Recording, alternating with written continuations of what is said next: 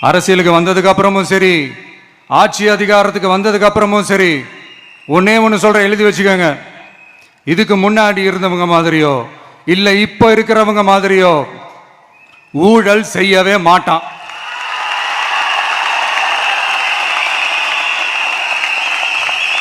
ஒரு பைசா தொட மாட்டான். எனக்கு அது அவசியமே இல்லை. புரிஞ்சுங்களா உங்களுக்கு? எனக்கு அதை தொட வேண்டிய அவசியமே இல்லை.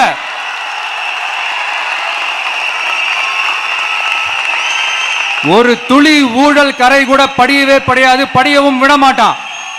நீங்க கேட்கலாம், இதென்ன சினிமாவா, இதென்ன முதல்வன் படமா, ஒரே நாள் நம்ம இவர் எல்லாத்தையும் கிளீன் பண்ணிடுவாரான்னு நீங்க கேட்கலாம். ஓகே, பிராக்டிகலா அது பாசிபிள் இல்லதான். But it is a process, right? It is a process. இப்படி எதுக்குமே ஆசைப்படாத ஒருத்தன் அரசியலுக்கு வரான் அப்படின்னா, அவன் கண்ணு முன்னாடி ஏதாவது ஒரு தப்பு நடக்குது அப்படின்னா, அவன் கண்ணு முன்னாடி ஏதாவது இந்த மாதிரி ஒரு ஊழல் நடக்குது அப்படின்னா, அதை பார்த்துக்கிட்டு அவன் சும்மா இருப்பான்னு நினைக்கிறீங்க?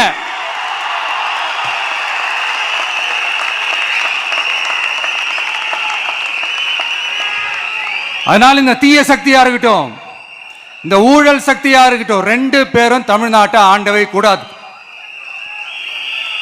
அப்படிப்பட்ட இந்த கட்சிகளை உண்மையா தில்லா எதிர்க்கிற அந்த கட்ஸும் கெத்தும் நம்ம கிட்ட மட்டும்தான் இருக்கு.